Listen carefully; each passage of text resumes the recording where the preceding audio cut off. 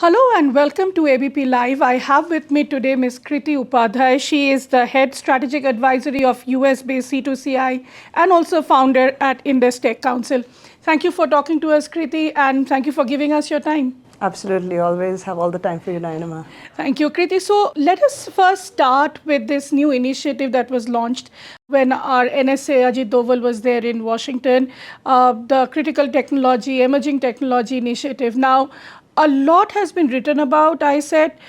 Some call it that this is the next big leap in the bilateral ties after the nuclear deal between India and US. Some say this is going to strengthen the defense partnership. But you're an expert on that. Can you tell us and simplify it for our viewers? What is iCET really, and what does it mean, for the bilateral ties? Absolutely. So iCET, the U.S. India Initiative in Critical and Emerging Technologies, I wouldn't say it's something altogether new, because we've had many of such initiatives before, some very successful, some a little bit dormant, but I think overall they've really propelled the relationship forward.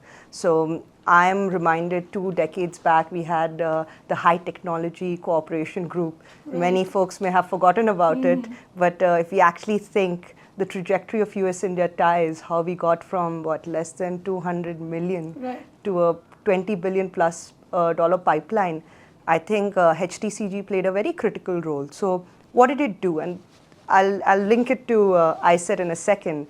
What HTCG really did was start conversations about all these export controls. And happy to talk about ITAR and DFARS, probe a little bit more. But basically, it was really hard for Indian companies to supply parts or do more, work more with the US companies there, mostly because these are very sensitive areas.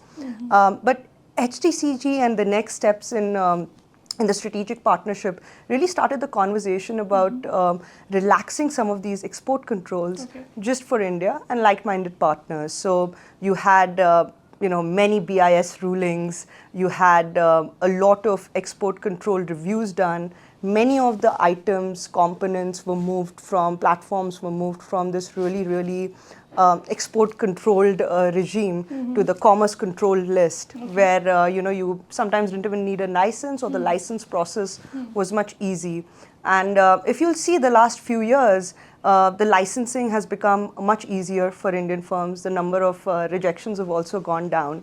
But of course, there was still scope to do so much more. US and India are not necessarily allies, and as much as India is the major defense partner and we would like to work together, some roadblocks remain.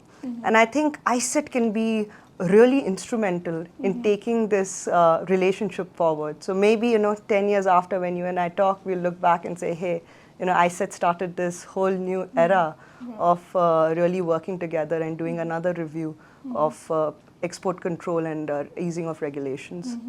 So on the iCET, in the fact sheet that the White House had released, it mentioned about doing away with all sorts of tariff barriers and export barriers.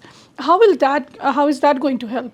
I think tariff barriers and trade barriers are there on both sides. There are issues that the US may not be very happy about. There are issues that India is not very happy about.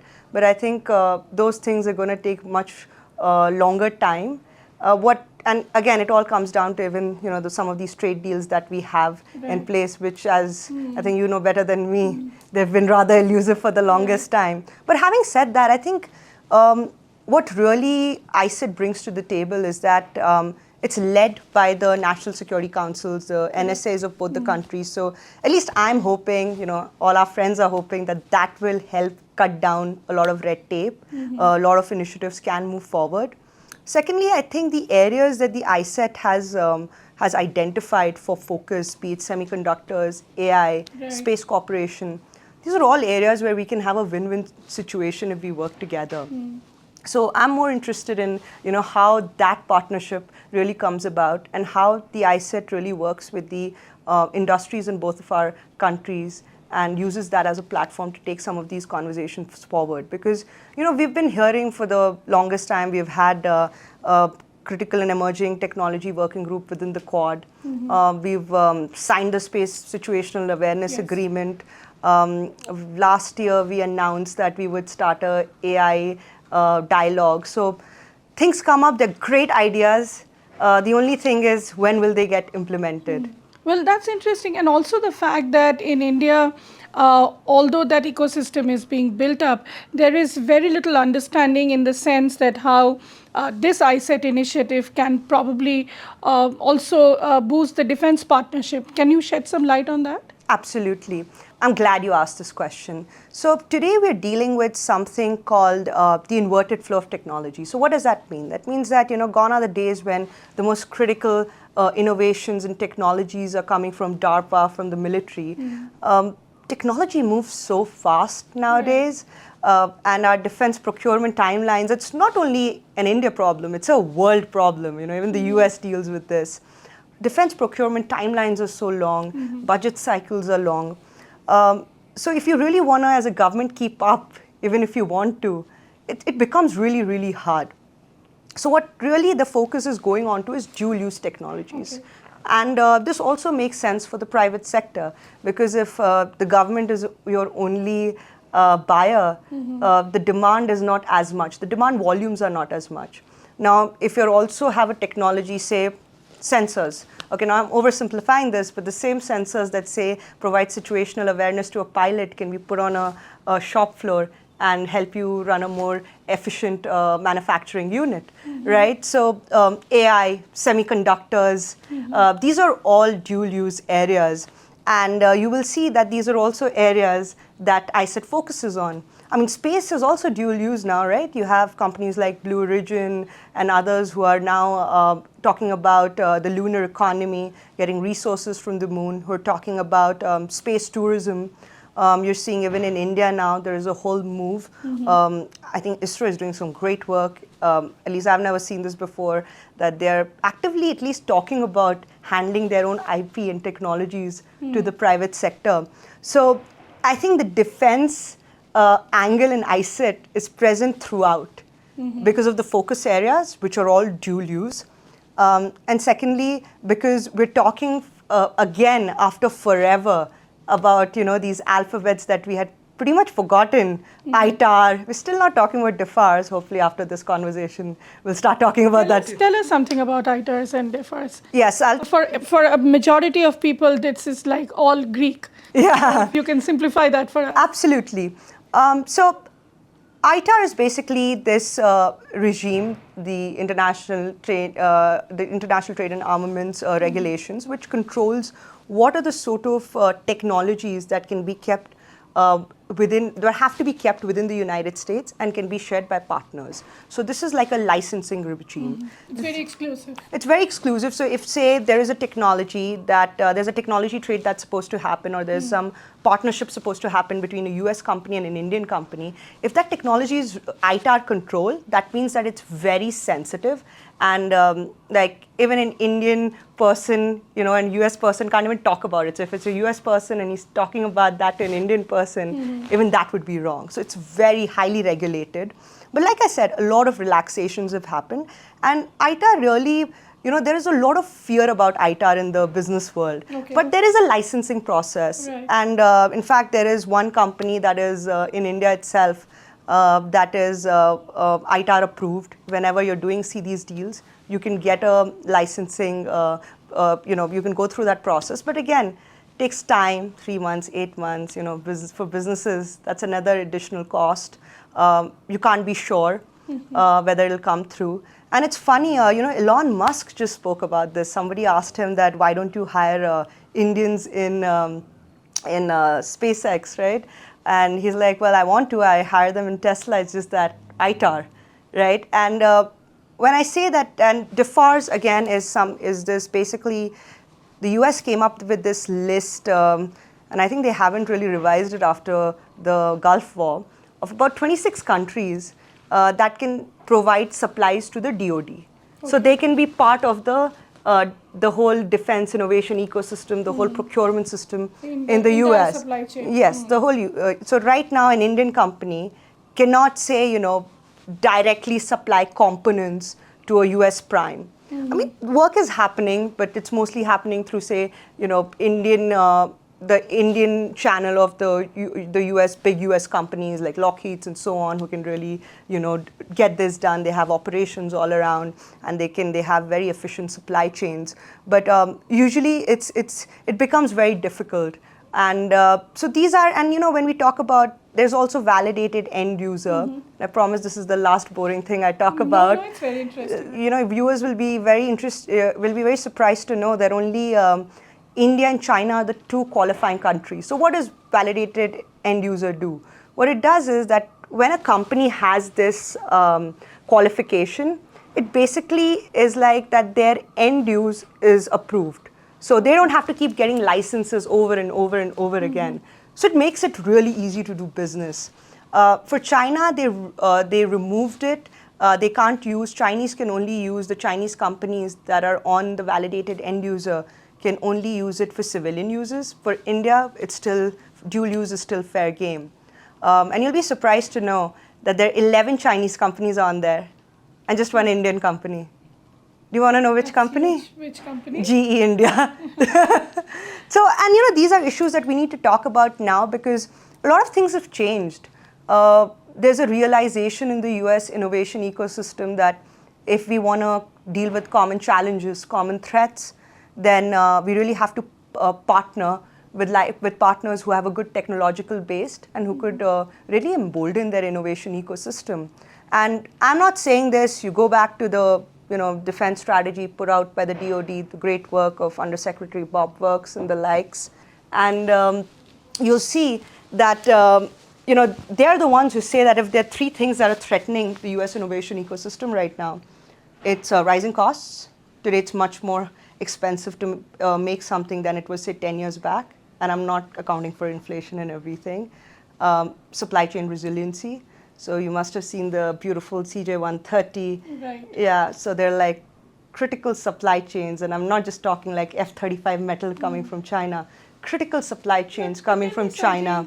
The critics in India, they say, and although the realization is there probably, as you're saying, in US, in India the thing is, more you integrate in these kind of sensitive, technology partnership that ultimately will feed into the defense industry, that means that you are basically becoming like a NATO ally of the US.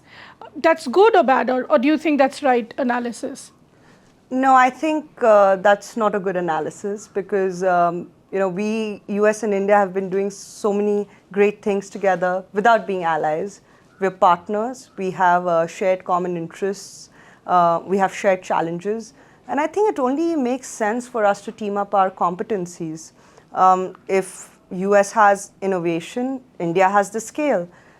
If India needs certain access to certain tech to embolden themselves so that we can be the regional security provider that our partners want us to be, and I think that makes sense. If the US needs safe, democratized supply chains, requires cost efficiency, requires talent, India can come in there. So I see it more of a win-win, two friends working together. I see it more as, in fact, even a business partnership, and that's why I always say that the governments can provide the regulatory framework, and then you just leave it to the private sector. They'll make sure that it's a business deal that makes sense for the both sides, and nobody walks away feeling that they've lost something. Then where would you place, once this probably will go through, whenever it is, but then at that time, where will it place, the foundational agreements that was signed between India and US, or do you think those come as a supplement to all those? I think the reason that we've signed these foundational agreements, has pretty much laid the foundation for a lot of work that happens today. I mean, there's a lot of flag that goes to DTTI, but I think even DTTI played such a major role. So I think we shouldn't underscore or write off, we shouldn't write off a lot of these things. I think they're part of a whole larger conversation. So I don't want to go into all Becca, Lamour, Kamakasa, but let's just say ISA. What does ISA do? It's an assurance that industrial espionage is not going to happen. Okay. Now that makes it so much easier for folks to do business together. And so I think all of these are confidence building measures. These are things that make working easy. Now, what is the LMOA? It's just it's just a common account, right? If I use your base, not use your base, lest people misunderstand. Like, if I'm passing through, I need to refuel something, maintain something, I'll get it done from you. You keep a common account, and then we'll settle it later. So I think these are all things, frameworks that just allow us to work more and more together. Today, U.S. is India's largest bilateral and multilateral exercise partner. Right. You think that would have been possible without all these small steps that we took in the past 20 years that have really culminated to you and I having these conversations, which I think even 8-9 years back we couldn't imagine about the US-India relationship. Absolutely. So Kriti, if I can ask you, since you also look at the strategic and the geopolitics part of all this, we saw in the Aero India show this time, F-35s coming, the bombers coming, and they really sort of dominated the skies in Bangalore.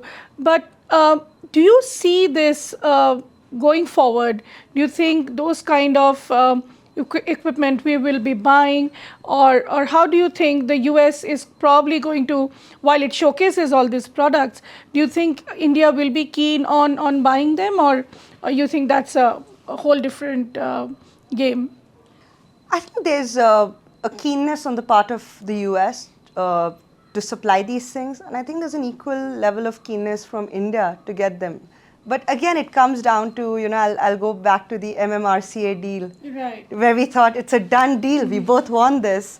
But there are, as much as we don't like to, talk about it, about these boring issues, it all comes down to, the whole procurement system. There are certain specifications.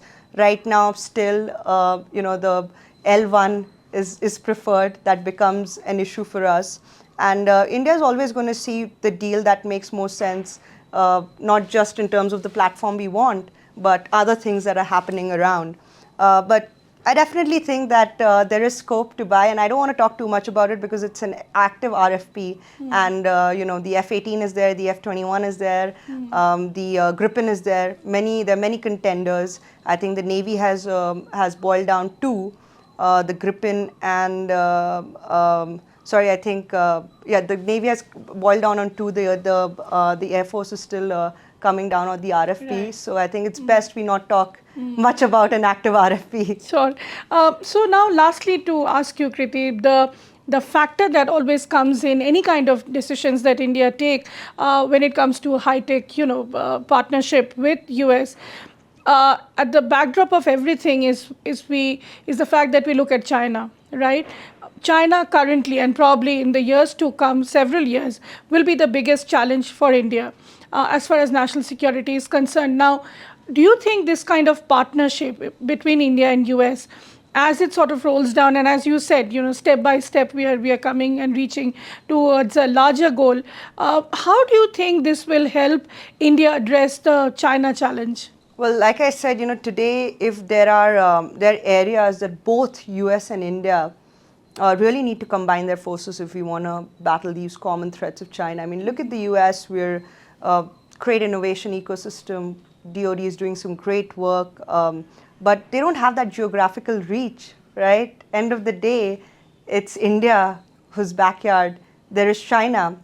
The US may worry about the A2AD systems, the anti-access, anti-denial systems, but it's the Indian Jawans who deal with it on a daily basis. There's so much that US can learn and achieve by partnering with India. And similarly, we are talking about, much of our procurements, our emergency procurements. We usually think about needs of yesterday and try to fulfill them today. But China is not like that. China has a 2030 policy. China has a 2050 policy. So if we really, really, really want to battle these common threats and keep that military and technological edge within like-minded partners, I think initiatives like iCET, initiatives like the Quad are so important so that we can really pool in our resources and get in our competencies to fight a common challenge. Well, thank you so much, Kriti, for talking to us and giving us all those overviews. That was Kriti Upadhyaya, Head Strategic Advisory of US-based C2Ci and founder at IndUS Tech Council. This is Nayanima Basu signing off from ABPLive.